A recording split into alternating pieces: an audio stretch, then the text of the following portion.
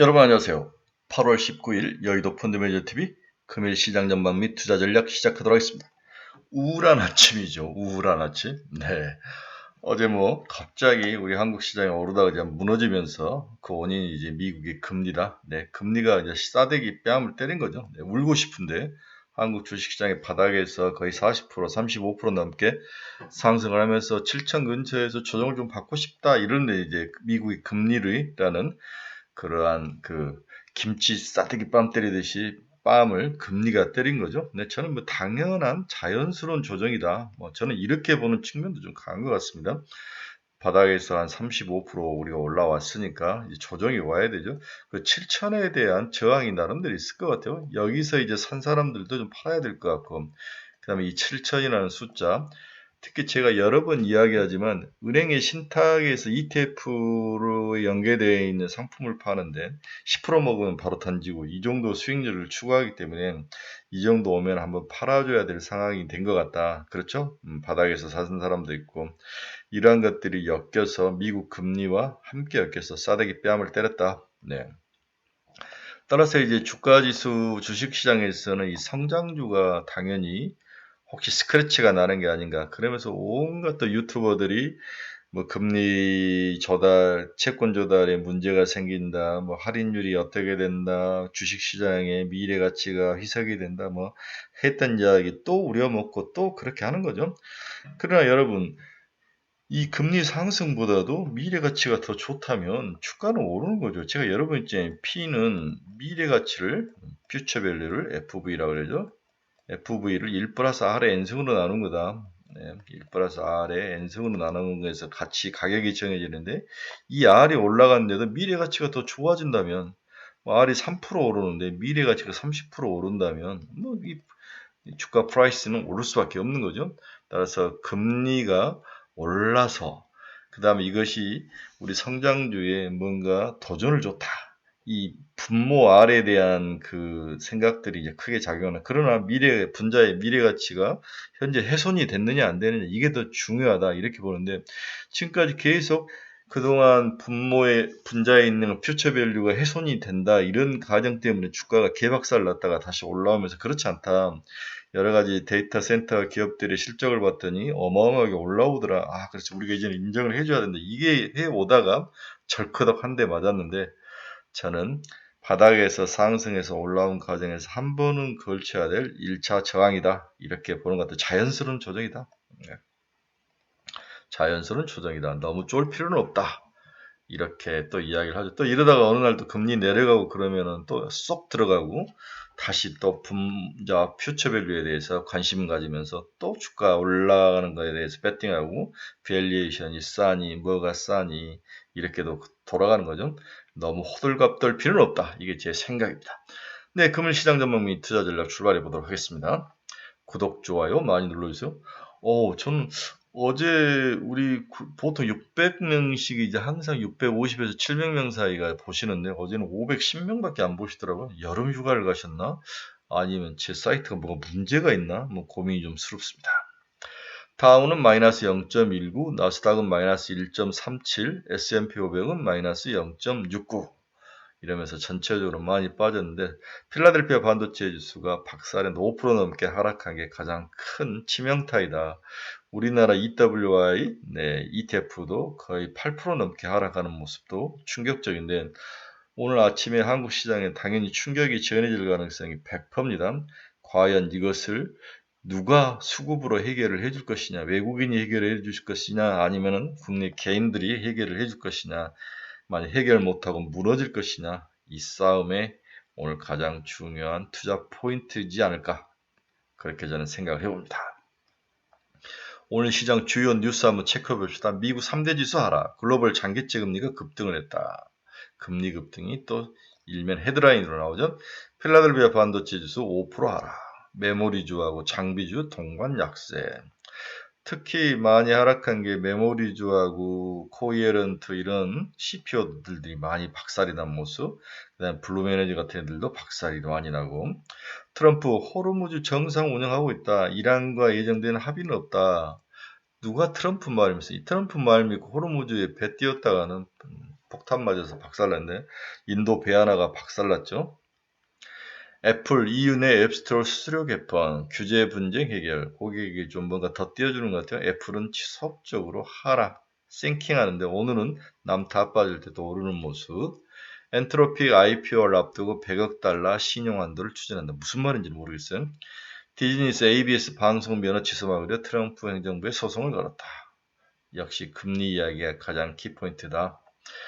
지금 오늘 WTI는 84.14 소폭 상승하면서 큰 상승은 하진 않았습니다. 우리가 호들갑들 정도는 아닌데 이제 미국 30년 금리가 5.28에서 5.3보다는 살짝 내려왔어요. 이 금리 수준이 언제이냐 보면은 이때가 2025년이니까 약 10년 전, 20년 전 이야기죠. 20년 전에 금리 수준과 지금 비슷해져 있다. 이렇게 보는 거죠. 이게 이제 시장 사람들에게 수치적 공포감, 호들갑을 준 거죠. 네, 호들갑을 준다.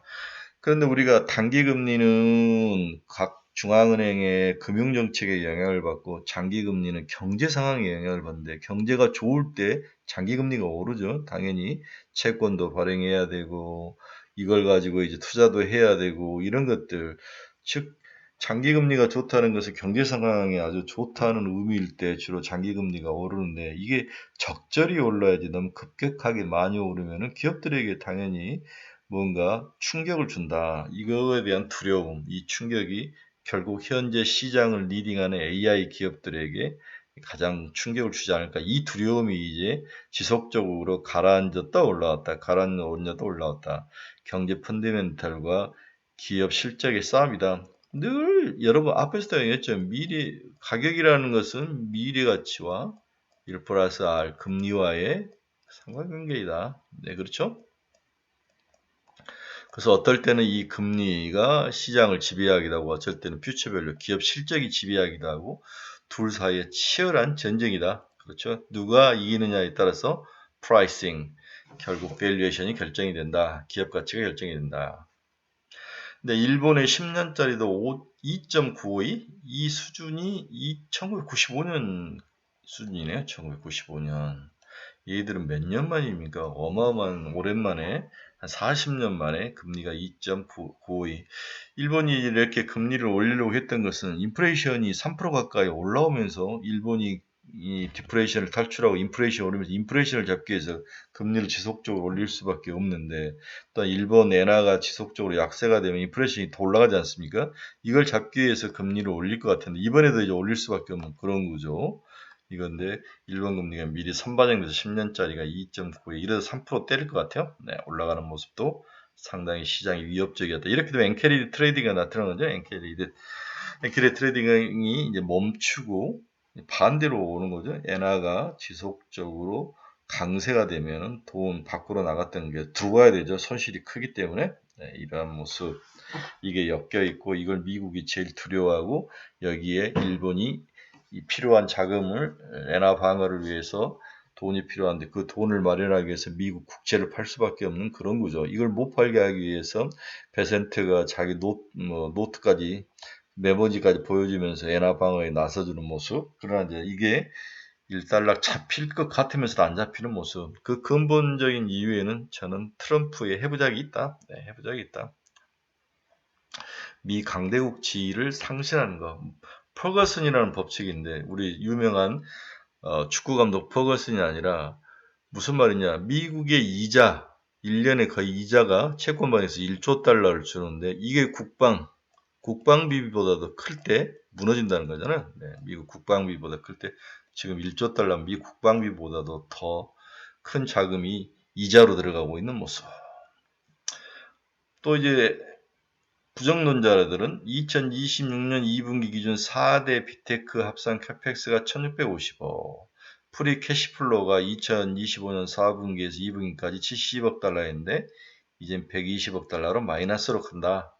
이러니까 공포스럽지 않느냐. 기업들이 돈이 없고 채권을 발행해야 되고 금리가 오르면 박살나고 그 다음에 내년부터는 캐펙스를 줄일 것이다. 이 이야기를 지속적으로 하는 애들이 많은 거죠.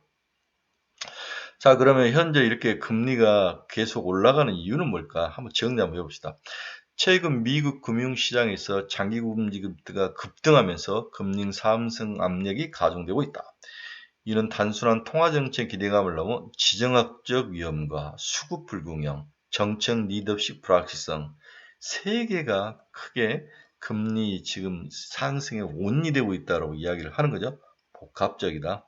네. 재정학적 리스크면 인플레이션 재발 우려. 당연히 이건 포르모즈 해협 문제. 국제 수급 불균형 및 재정 적자. 지난번 보니까 재정 적자가 거의 4천억 달러까지 나던데 이 재정 적자를 메꾸기 위해서는 뭔가 채권으로 발행해서 메꿔야 되는데 이러한 수급의 불균형. 그 다음에 연준의 리더십 및 포워드 가이던스의 변화. 기존에는 포워드 가이던스를 주면서 시장을 어느 정도 리딩했는데 이제 깜깜이로 들어간다는 거잖아요. 케빈 워시의 리더십 변화가 시장에 상당히 부정적으로 반영하고 있는 게 아닌가. 그 베센트의 이러한 전략도 강하지 않다. 뭔가 돈을 주고 확실히 채권을 사겠다. 뭔가 있어야 되는데 월스트리트만을 이용하는 그러한 불확실성의 표현이 시장에서 금리 상승에 영향을 줬다. 가장 큰 이유는 역시 호르무즈를 제압하지 못하고 끝내는 것도 아니고 안 끝내는 것도 아닌 트럼프의 리더십 부재, 트럼프의 전쟁에 대해서의 철수, 이게 이제 주가 상승의 금리 상승의 가장 큰 원인이다. 저는 그렇게 보는 거죠. 네.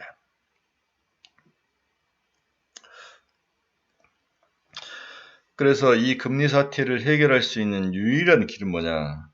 호르무즈를 정상화 돌리는 거고 이란과의 뭔가 더 확실한 타협이 있어야 된다. 그 타협이 있어야만 WTI 가격이 잡히고 CPI 잡히고 결국 금리가 안정을 찾을 수 있는 선순환 구조의 장착은 결국 호르무즈 해결이 필요한데 트럼프는 지금 해결 능력을 100% 잃어가고 있다. 그 대안으로 이제 김정은을 찾은 거죠. 네, 김정은을 한 대 때려주면서 시각을 돌리려고 그러는데 여기에 한국 정부와의 갈등이 좀 숨어 있는 것 같다. 이한구 통상교섭부 장관이 갑자기 경질된 이유, 뭐 개인적인 회식 이후에 경질됐다니까 여러분 예측할 만한 것도 있죠. 네, 이런 것들이 삐그덕거리는 거. 쿠팡 문제. 쿠팡이 미국 기업으로 등록이 되어 있으면서 뭐 9천억 가까운 과징금 맞은 거에 대해서 로비들, 아주 쿠팡 나쁜 새끼들이죠. 네, 돈은 한국에서 벌고 미국 가서 로비하는 거 아주 뭐 제일 나쁜 놈들이 교포놈들이 제일 나쁜 것 같아요. 네. 네, 금일 주요 금융지표 및 주가 추이. 달러는 소폭 강세네요. 99.53. 달러가 크게 약세는 아닙니다. 100에서 살짝 밀린 거니까 호들갑 떨 필요는 없다. 원달러는 1412원. 이러한 아사라장에서도 원화가 강세로 돌아섰다는 것은 여러분들 시장에서 의미하는 바가 크죠. 물론 SK 하이닉스의 돈이 조금씩 이제 분할해서 들어오면서 ADR 자금이 들어오면서 원화를 강세로 가는 것은 인정을 하는데 또 외국인들이 최근에 주식을 많이 사고 있지 않습니까? 어제 같은 날도 950억 정도 플러스로 유지해 가는데 그 이유들이 다 있을 것 같아요. 한국 주식이 너무 많이 빠지고 밸류에이션이나 이런 면에서 매력적이 있다고 생각하기 때문에 들어온 거지 않겠습니까? 원달러 강세를 벗어는 너무 우리나라 반도체나 이런 것들이 오늘 호들갑 들게 약세로 돌아왔을 건데 그럴 필요는 없어 보인다. 엔화는 약세 159.62엔, WTI는 0.48, 미 국채금리한법 2년짜리 4.175, 오늘은 살짝 빠져서 0.7bp 하락, 10년짜리는 4.707, 1.7bp 하락, 20년짜리는 2.5bp 하락, 30년짜리는 2.3bp 하락. 오늘 뭐 금리가 빠졌는데도 워낙 호들갑스럽게 필라델피아 반도체 관련 지수들이 박살이 나면서 시장의 공포감을 지속하고 있습니다.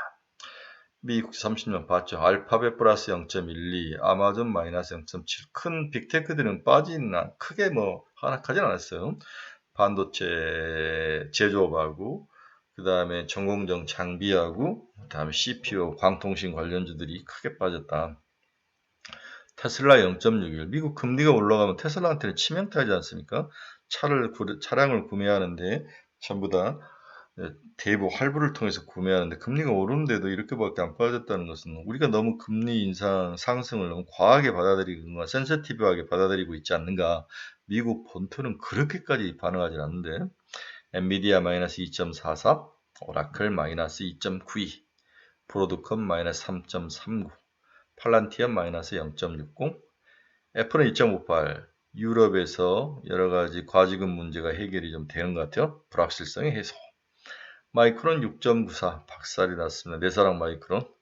네, 인텔 마이너스 6.58, TSMC 마이너스 4%, 샌디스크 9%까지. 와, 이렇게 오르다가 이렇게 빠지니까 충격이 크죠. 네, SK하이닉스 ADR도 9%나 하라 그랬어. 와우, 뭐 살벌합니다. 살벌해요. 살벌해. 네. 이제 그 괴리율이 30% 이하로 내려갈 것 같아요. 네. 어제까지 35%였는데 괴리율이 한 30에서 29 정도 오지 않을까. 차츰차츰 괴리율은 서로 좀 좁혀질 수 있는 가능성. 네. 주로 SK 하이닉스 ADR 가격이 더 많이 폭락하면서 좁혀질 가능성이 높아 보입니다. 네, 어플라이드 모티를 3.92, 램 리서치 4.61, 다 마이너스죠. 일라인일리 3.7을.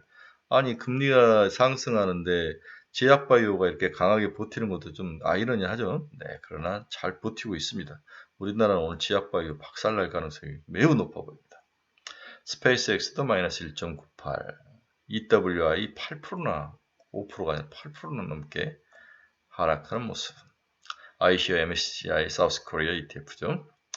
필라델피아 반도체도 거의 5% 가까이 4.98, 비트코인은 플러스, 블루메너지도 9.93이네요. 네, 아주 뭐 잘 올라가다가 거의 다 미국도 바닥에서 다 올라오다가 한 30% 올라오다가 두들겨 맞은 거죠. 네, 우리나라도 그렇고 조정 받아야 될 때 조정인데 그 조정의 빌미를 빰싸대기의 빌미를 김치 빰싸대기의 빌미를 금리가 제공해줄 때 이 정도로 해석해야지 너무 금리 인상에 그렇게 몰입하고 모든 걸 부정적인 체인으로 볼 필요는 없다. 루멘텀 마이너스 9.91, 코이어런트 12.84. 아우 살벌합니다. CPO 많이 올랐기 때문에 미국도 단타매매 엄청 하는 것 같아요.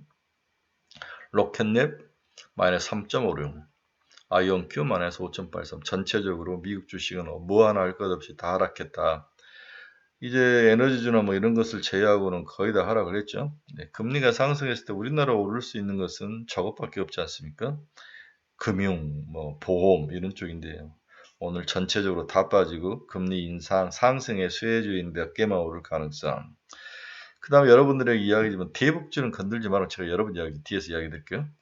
어제 수급을 보면 그 아사라장에도 외국인은 914억을 사고 금융투자가 5,400억이나 팔았다. 아마 현선물 차익거래가 나오지 않았을까. 금융투자가 옛날에는 현선물 차익거래의 대표적인데 지금 ETF에서 회지가 많이 나올 가능성. ETF 회지 이 상황을 좀 예상을 해봅니다. 그 다음에 보면 전부 다 이렇게 뭐 우리나라 금융기관 투자자들이 많이 팔았다는 것은 결국은 7천 정도는 한번 팔아줘야 되겠다. 이 생각이 강한 거 이해는 특별한 이유는 없을 것 같아요. 코스닥도 외국인은 366 플러스, 금융투자만 마이너스. 선물시장에서 금융투자는 살짝 팔았다. 그런 거죠. 네, 투시는 선물에서 많이 팔았습니다. 증시에 딱 그러면 100억을 다시 돌파했네요. 3일 전거니까 봐야 될 것 같은데 신용장부도 다시 30조까지 올라오는 모습. 28조에서 2조를 산 거잖아요. 우리나라 사람들은 정말 신용 그렇게 쓰지 말라고 했는데도 바닥이라고 생각하니까 이제 오늘도 물리는 거죠. 얘들 또 물려서 또 토해내는 거죠. 네, 우리나라 신용 쓰는 사람들 정말 문제다. 좀 그렇게 당해보고 왜 국가 탓을 합니까? 여러분들이 다 이렇게 신용 쓰고 박살나놓고 왜 국가가 ETF 레버리지 만들어줬다 해서 국가 탓을 하는 거죠? 자기 자신의 그리디를 생각을 못하는 모습을 보면 화가 나는 거죠. 네. 우리나라는 너무 시장 눈치를 많이 보는 것 같아요. 어제 시장에서 남북 경협주 올랐습니다. 좋은 사람들, 코데지 컴파인, 일신석재, 아난티. 저는 남북 경협지 사지 마라. 또 뒤통수 맞고 죽을 것이다. 트럼프 플러팅에 속지 마라. 그렇죠. 차라리 반도체 기판은 어제 좋았습니다. 인텍 플러스, TLB, 이스페타시스, 기가비스. 이런 종목들이 좋죠. 차라리 이런 걸 사라. 해운도 사지 말고, 우리도 사지 말고, 반도체 기판이 오히려 나아 보인다. 그럼 반도체 기판이 이렇게 좋은 이유는 뭐냐? PCB 전문 기업들이 2분기 나란히 실적 호조를 본다. 실적 호조. 3분기도 실적 개선 흐름을 이어갈 것이다. 전체적으로 특히 영업이익 증가폭이 매출을 크게 웃돌며 외형 성장과 함께 수익성도 뚜렷하게 개선되는 종목이 기판업체다. 이런 거죠. 그래서 대덕전자, 심텍, TLB 대덕전자는 FCPGA의 FCCSP 기판, AI 데이터 센터용 다층 인쇄로 기판 MLB, AI 데이터 센터 주로 MLB 기판이 많이 들어가나 봐요. 심택은 패키지 기판과 메모리 모듈 PCB, TLB는 서버용 DDR5와 기업용 솔리드 스트레이트 드라이브 SSD PCB, TLB 이렇게 대덕전자, 심택 이런 종목들이 시장에서 아주 좋은 모습을 보였다. 이게 이제 인텍 플러스 어제 올라간 인텍 플러스, 인텍 플러스의 주가인데, 거의 뭐 2만 원 끄해졌다가 36,000원까지 크게 한 50% 오른 거잖아요. 바닥에서 50%. 굉장한 상승률인데 시총은 4,697억. 인텍 플러스. 이 회사는 어떤 회사이냐? 인텍 플러스는 카이스트 연구원들이 만들었다. 3D, 2D 머신 비전. 자동 외관 검사 장비 전문기업. 잘 만들었나 못 만들었나 보는 거. 반도체 후공청 및 어드밴스드 패키지 검사 장비다. 반도체 패키지 PKG라죠. 메모리 모듈 SSD 외관 검사 장비이다. 반도체 기판을 또 검사하는 장비요. 네, 반도체 기판이 잘 만들어졌나. 이게 인텍 플러스죠. 네. 그래서 반도체 후공정으로 반도체들이 모듈로 잘 돼 있나 반도체 패키징 검사하고 그 다음에 반도체 기판 검사를 하는 장비가 인텍 플러스이다. 그렇죠? 네, 이런 것들이 시장에서 굉장히 올라갔다. 다음에 TLB. 아까 TLB는 LPDDR5 같은 그러한 등급에 들어가는 기판이라고 그랬죠? 네, 이것도 바닥에서 한 50% 오르면서 TLB가 시장에서 좋다. LPDDR5가 부족한 거기 때문이죠. 네. TLB 2011년 설립 인쇄 회로 기판 전문기업 대덕전자에서 분사했다. 메모리 모듈용 PCB, SSD용 PCB, 반도체 후공정 검사용 PCB, 메모리 모듈용 SSD용 반도체 후공정용 이러한 기판을 만드는 회사인데 실적이 굉장히 좋다. 예, 그리고 3분기도 좋을 것이다. 이런 가정들이 깔려서 올라갔다는 거죠. 네, 좀 더 많이 올라갔기 때문에 어제 올라가기 때문에 오늘 당연히 조정받아서 두들겨 맞을 것 같은데 좀 더 길게 보고 원하시는 분들은 기판주 좋아하시는 분들은 사시기 바랍니다. 저는 기판주 별로 안 좋아합니다. 네, 오늘 결론은 아무것도 없습니다. 결론은 금리가 인트러스트 금리가 시장에 공포감을 줄 것이다. 네. 이 공포감이 결국 우리나라 성장주 반도체 투톱을 박살낼 것이다. 이랬을 때 외국인들이 수급을 어떻게 처할 것이냐. 저는 당연히 매도로 나올 것 같아요. 오늘 개인들이 또 바닥이라고 살 확률도 높아 보이는데 저는 7,000포인트에서 오는 자연스러운 조정이다. 너무 겁먹지 말자는 거죠. 너무 겁먹지 말자. 조정은 좀 더 이어질 수 있지만 결국은 이걸 극복을 하고 미국 금리가 좀 빠지거나 트럼프 탁구가 나오거나 호르무즈에서 뭔가 이란과 협상이 있거나 뭐 그렇게 된다면 WTI 가격이 다시 70달러대로 내려오고 금리가 안정을 찾고 그 다음에 2분기 실적이 거의 발표가 돼 3분기 실적으로 이제 시가격이 넘어가는데 여기에 8월 26일 엔비디아 실적 발표, 3분기 실적 발표, 주주환원 적재 특별 배당, 뭐 내년에 대한 지속적인 AI 시장의 발전, 캐펙스가 줄지 않을 것이다. 이런 것들이 다시 이제 시장에서 떠올라야 되는데 이러한 과정이 좀 필요치 않을까. 약간의 조정이다. 이 정도로 보시고 강하게 잘 버티시기 바랍니다. 바닥에서 사신 분들은 좀 팔아주시고 위에서 물려있는 분들은 답은 only one, stay. 견디는 거다. 존버다. 이렇게 정리해드리고 싶습니다. 네, 여러분 오늘도 힘내시고 즐겁고 멋진 수요일 되시기 바랍니다. 저는 내일 새벽에 뵙도록 하겠습니다. 감사합니다.